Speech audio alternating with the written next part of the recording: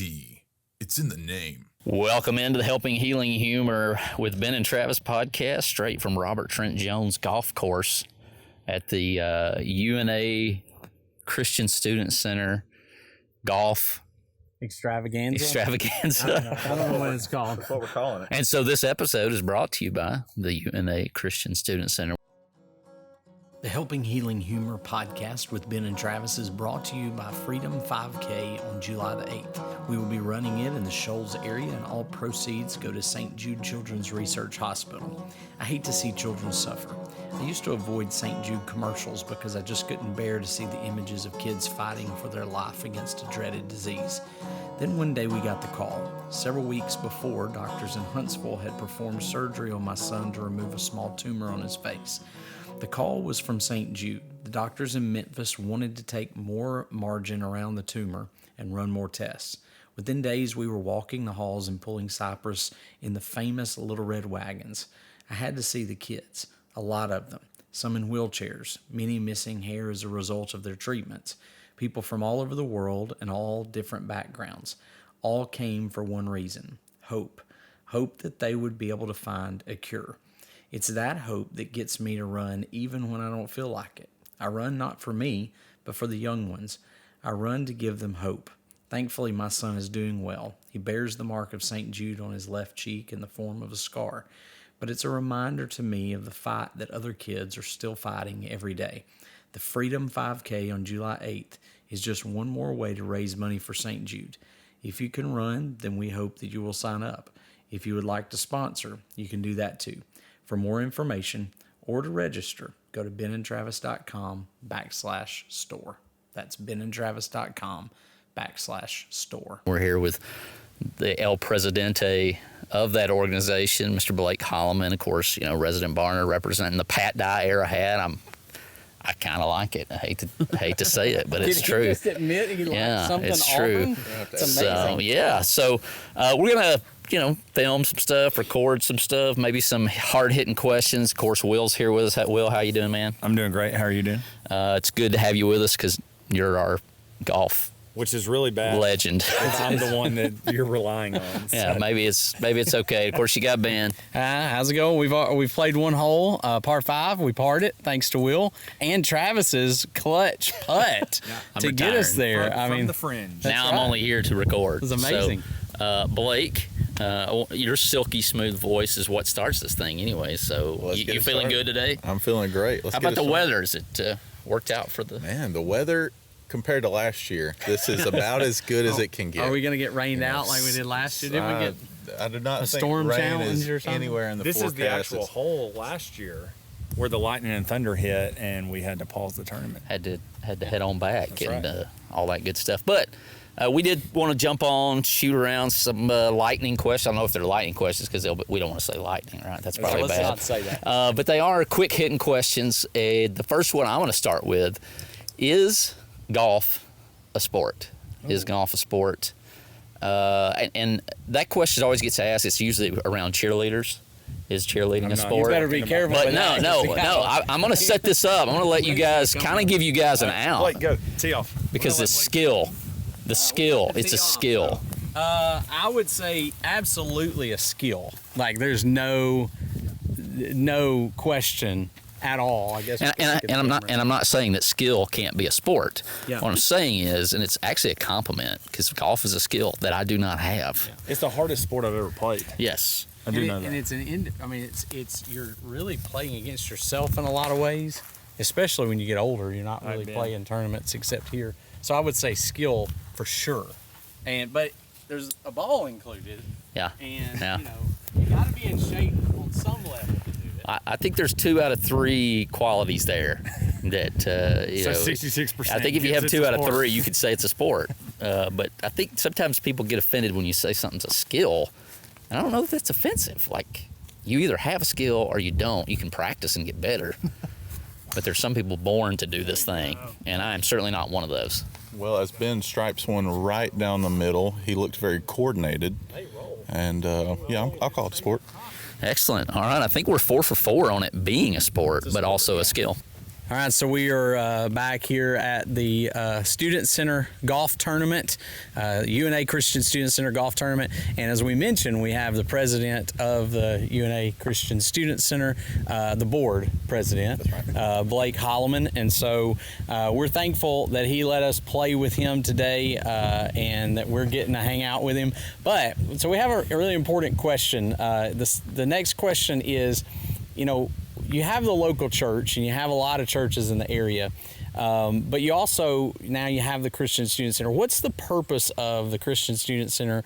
What do you find? Because I know when you went to UNA or when you were in the Shoals, you were participating with it too.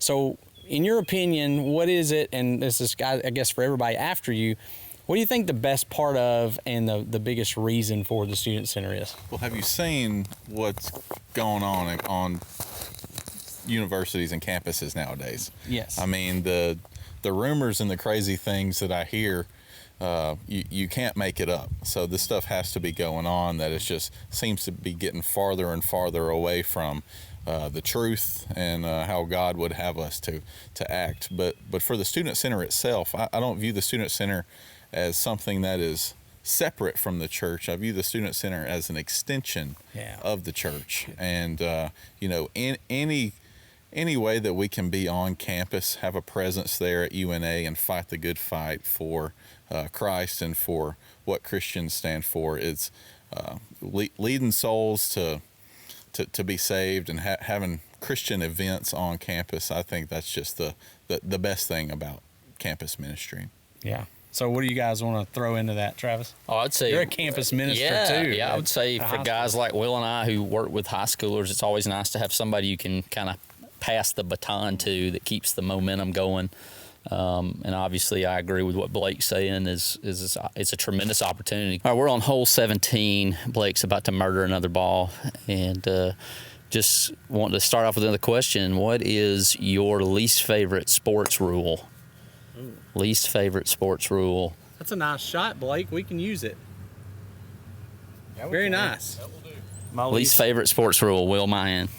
the charge in basketball. Oh, you got an official feeling the charges. It's over, especially if you're playing somewhere else.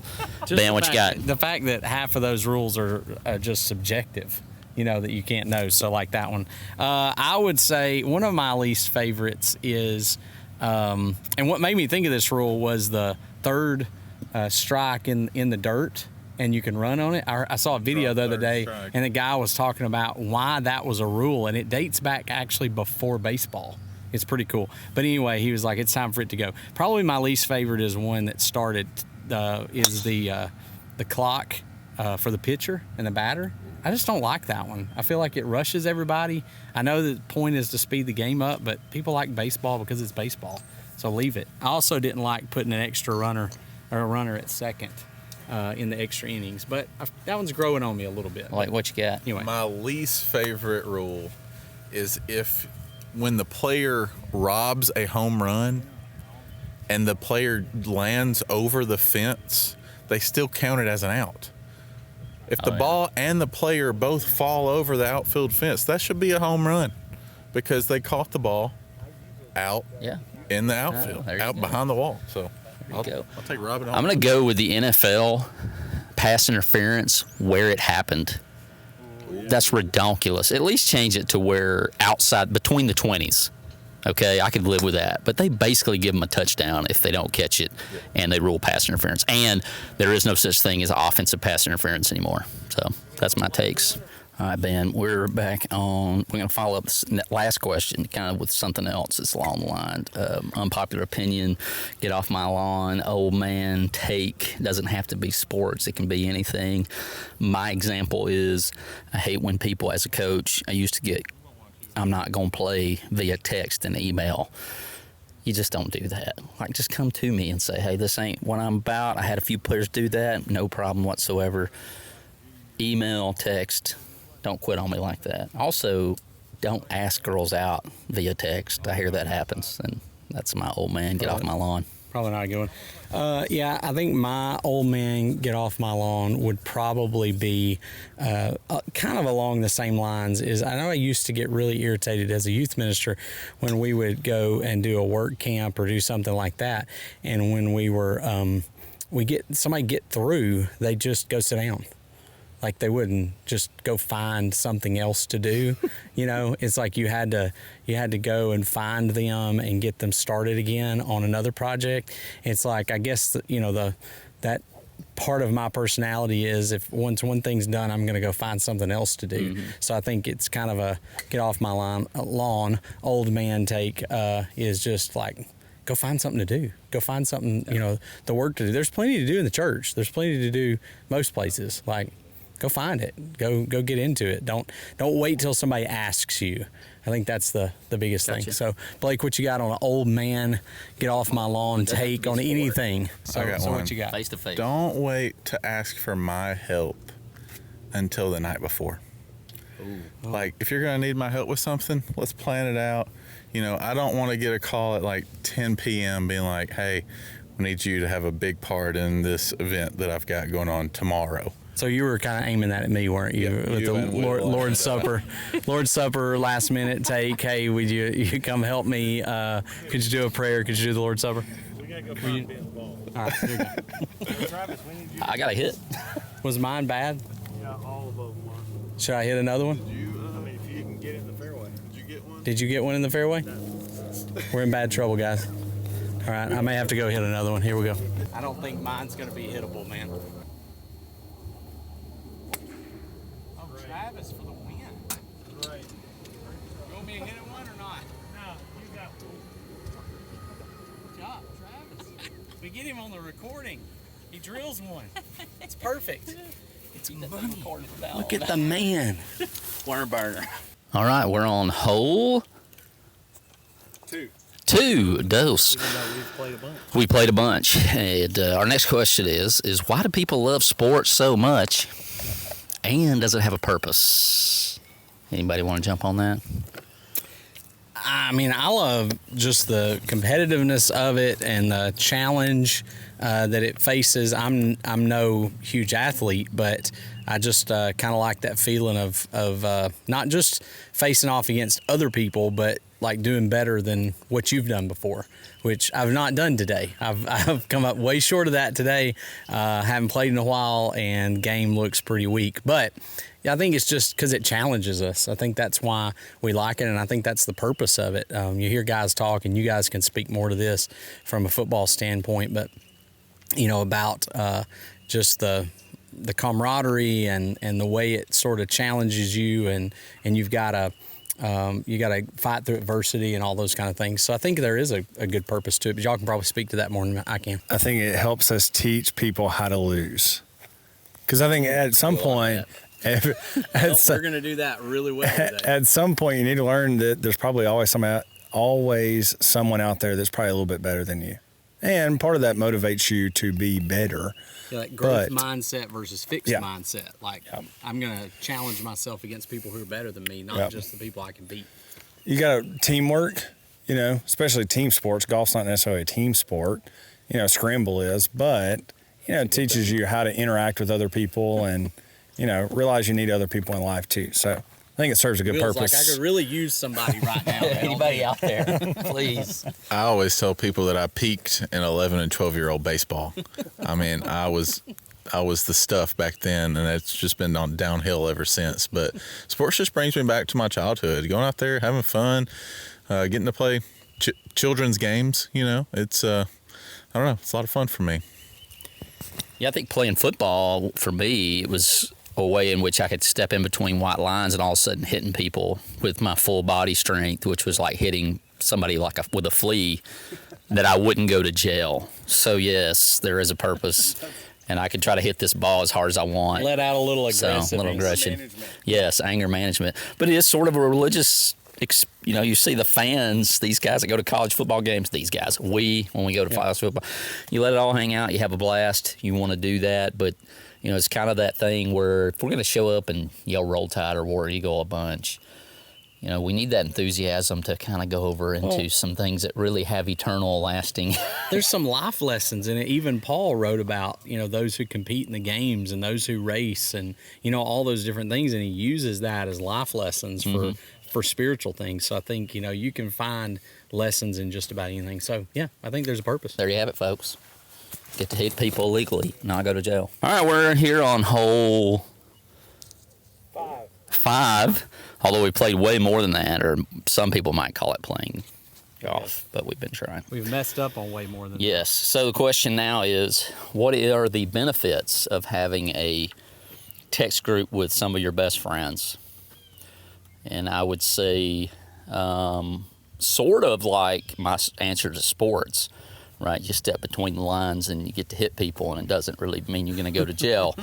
There are things that you can say in a text group that, of course, the Lord still knows, but everybody in there at least go be quiet. They're not going to get a lot of rebuke. But I would say, you can say some things in there that you might not want to be made public, but then also they have the receipts. So you also know when to back off, right? Like, so if Blake here's giving me a hard time, he has to know there are limitations there, that there can always be texts screenshotted and sent to different people. It's a safe space with accountability. There you go. This is a good way to sum it up for me. All right, that's a good enough answer. No need to hear from you guys now. I'm just kidding, man. As iron sharpens iron, one man sharpens another. So I think, when we have those text groups, sometimes it's just, for fun. Sometimes it's funny. But sometimes it's, hey, I need somebody praying for me. I need some help with this question, whatever that may be. So I know we've found a lot of that. And I pose that question because of, this group. This group is one of those that we have a bunch of texts that have gone out. Same thing goes for the golf course, right? What happens out here stays That's here. Right.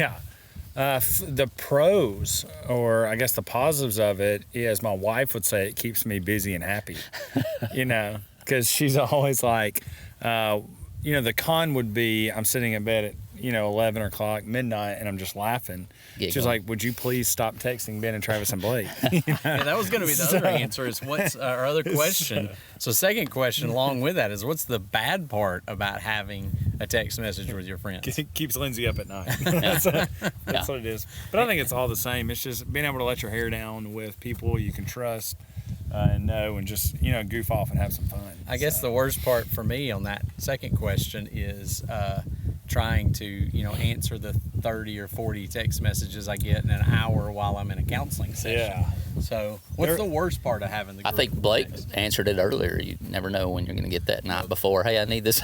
That plus being in a group text with 3 Alabama fans and you being the only Auburn fan is rough. Well, being the only non-Highland Park member, I get a nice view into what services are going to be like on Sunday morning. Well, we're here wrapping up our day of golf for the UNA Christian Student Center, and it was fun. It was fun. We had a good time. We did not do good at all, but that's okay. Most teams were probably 5 under or better. We were 5 over, if that means anything. But to those of you who are listening, but not as good as we should have been. But maybe we're not the worst. So we'll see. Fellowship was good. It was good. It was good. We had a good time for a good cause. If you guys have anybody going to UNA, check into the Student Center. It's a great place. They do a lot of good work, and your kids will enjoy it, their time there, being a part of it. So I hope that you guys will look into it. Absolutely. And, of course, we'll be back at you next week. Y'all have a good one.